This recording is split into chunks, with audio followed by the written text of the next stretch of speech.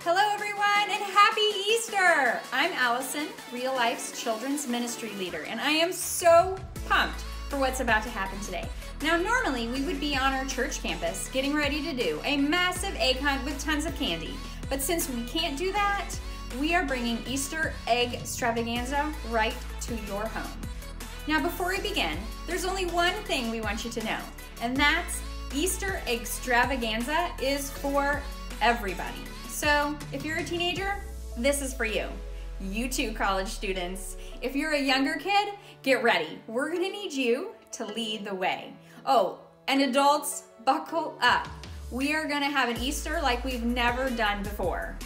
Now, no matter who you are, we want you to know that Easter EGGStravaganza is for you too. So look around. Is anyone missing? If so, send a family member to go get them now. They're not gonna wanna miss out because we are getting started in 3, 2, 1. Easter, a time for fake grass, plastic eggs, these things, chocolate bunnies, and people dressed as bunnies.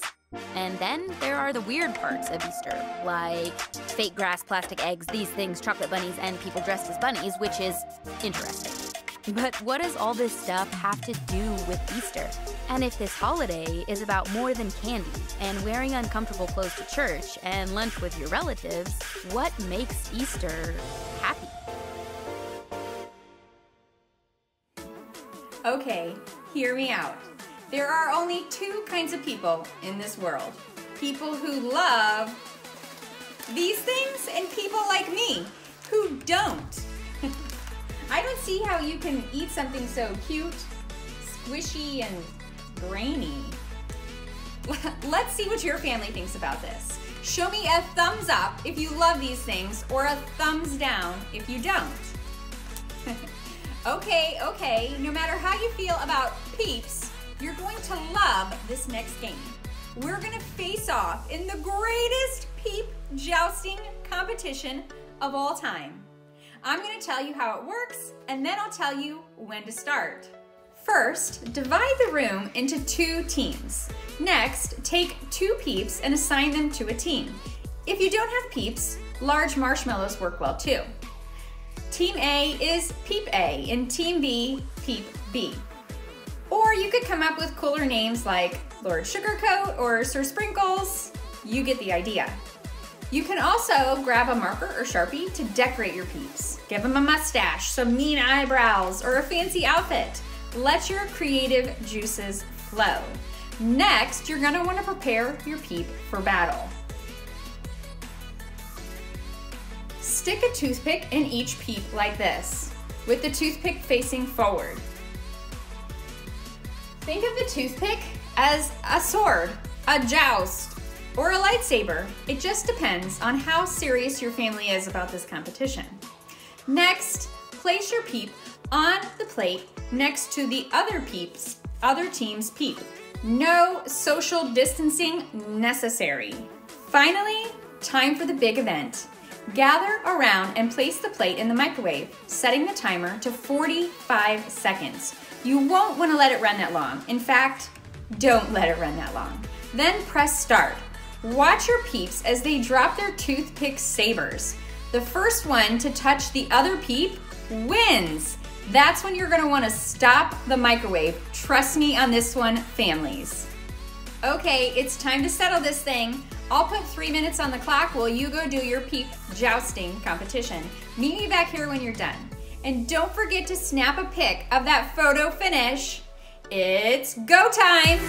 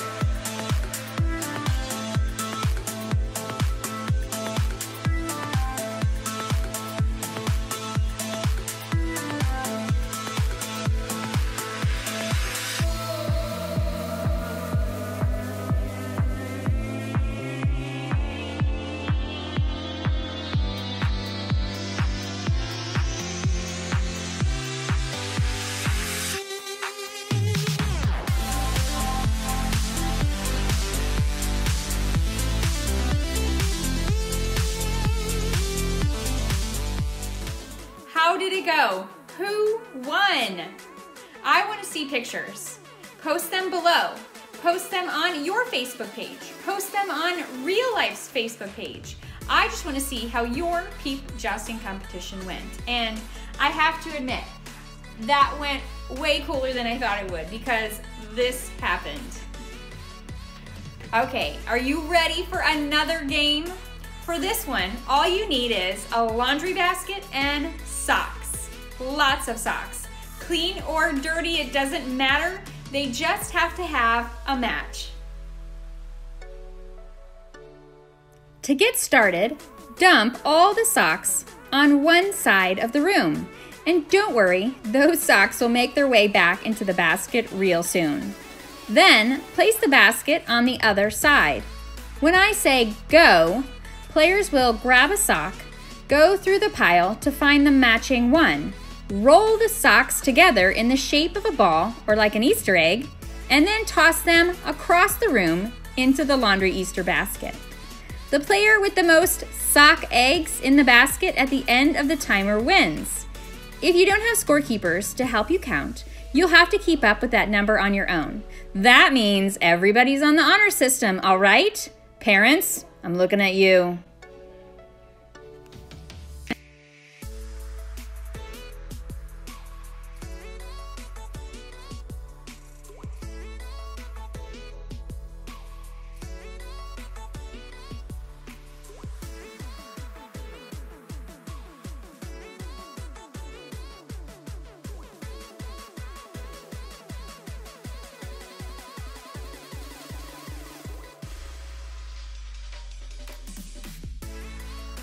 Everybody ready?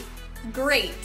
I'm putting a 1-minute timer on the clock, and this Easter egg throwdown is happening in 3, 2, 1, and go!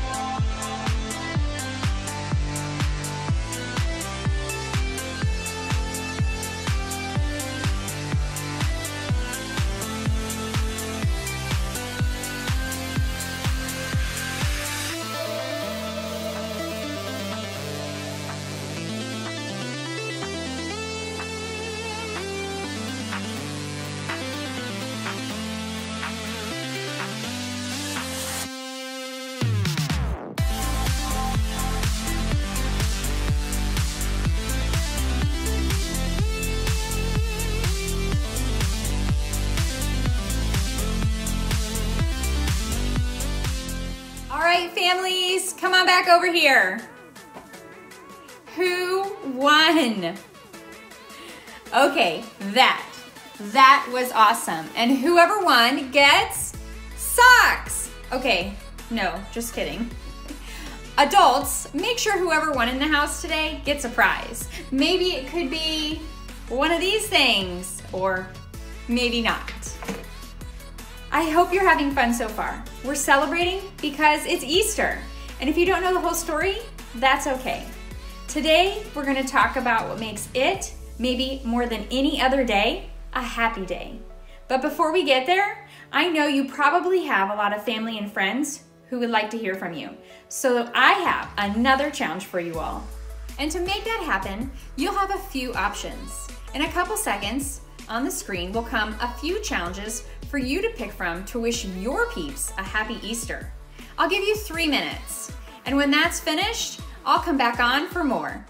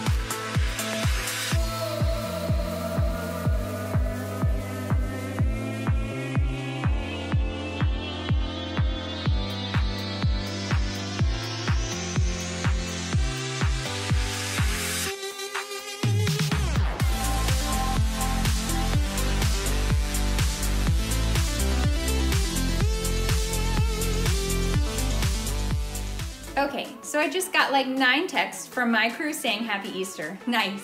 Thanks, guys.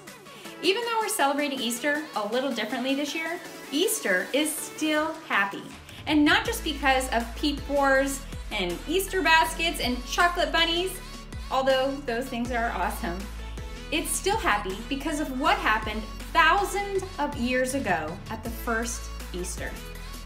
It's the world's most powerful story, yet it's so simple that it can be told with laundry. In the beginning, God created everything. He formed people in His very own image. But then, we turned away from God.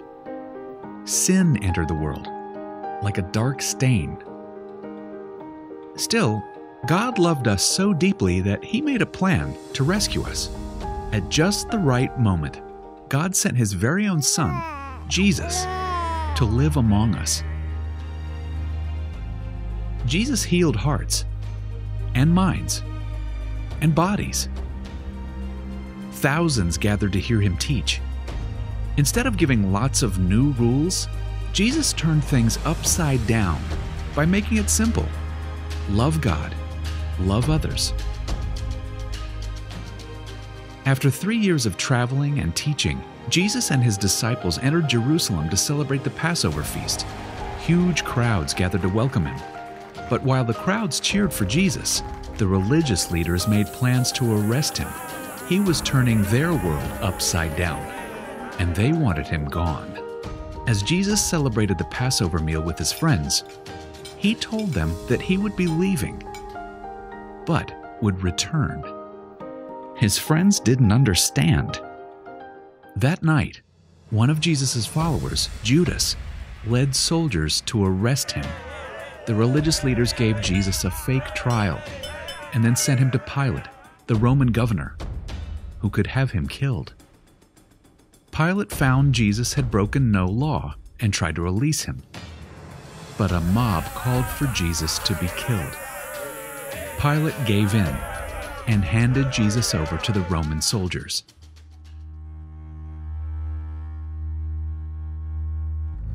Jesus was forced to carry the heavy beams of His own wooden cross.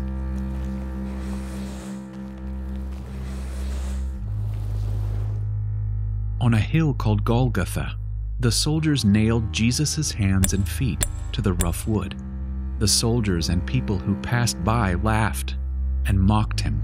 But from the cross, Jesus asked God to forgive them. Finally, Jesus called out, "It is finished." Then He died. The earth shook. Rocks split open. Even the soldiers cried, "Surely He was the Son of God." One of Jesus' followers took His body and placed it in a tomb cut from the rock. A huge stone blocked the entrance. Jesus' friends were devastated.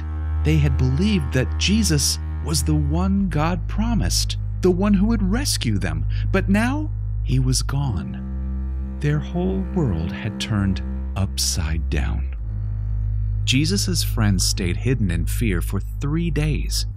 But early Sunday morning, Mary Magdalene, a close friend of Jesus, hurried to the tomb. She planned to anoint Jesus' body with special spices. As Mary neared the tomb, she saw the stone had been rolled away. The tomb was empty. Mary turned to see a man standing near. She didn't recognize him until he said, "Mary." It was Jesus, alive. Jesus told her, "Do not hold on to me. I have not yet ascended to the Father. Instead, go to those who believe in me." Jesus, God's Son, became like us to lay down His life. Through God's power, He defeated death for all of us, and sin was washed away. One day, He's promised to return, so we can live with Him forever.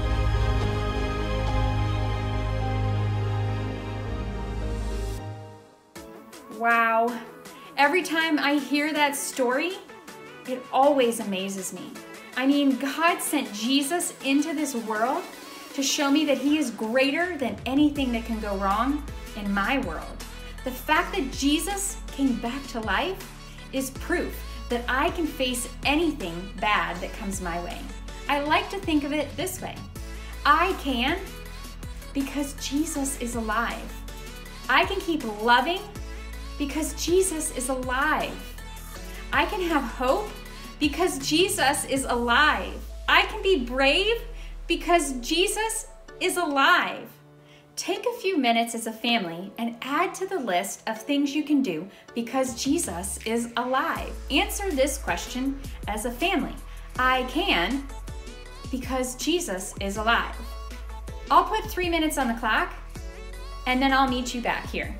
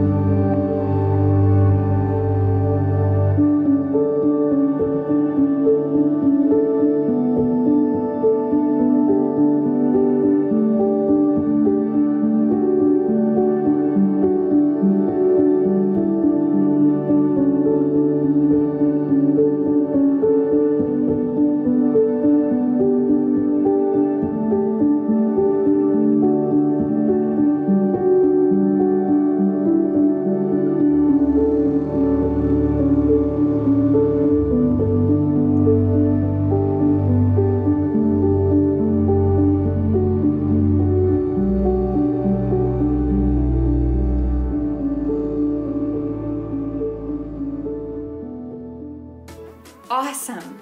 I love conversations like these because remembering what God has done in the past helps me to trust him with what's going on right now. I hope that's true for you too. And I hope you spend the rest of the day making happy memories. In fact, I challenge you as a family to go outside and take a family photo. You can be in your nice Easter clothes or in your PJs. It can be a sweet, smiling, happy face photo or a silly one with those filters that make your face look like a bunny rabbit. Either way, decide who the technology genius is in your house and take that photo and then post it on social media so that we can see your Easter style. Maybe now, more than ever, is a time to celebrate God's faithfulness and the hope he gives us through Jesus. After all, that's what makes Easter so happy.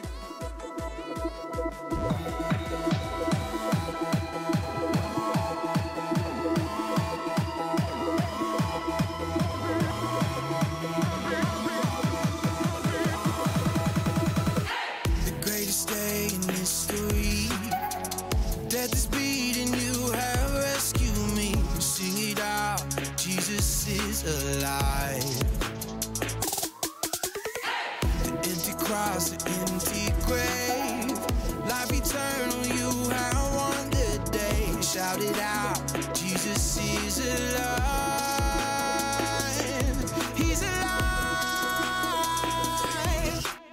Oh, happy day, happy day. You wash my sin away. Oh, happy day, happy day. I'll never be the same. Forever I'm changed. I'll never be the same. When I stand in that place, realize meeting face to face, I am yours, Jesus, you are mine. In this joy, perfect peace, earthly pain finally will cease. Celebrate, Jesus is alive.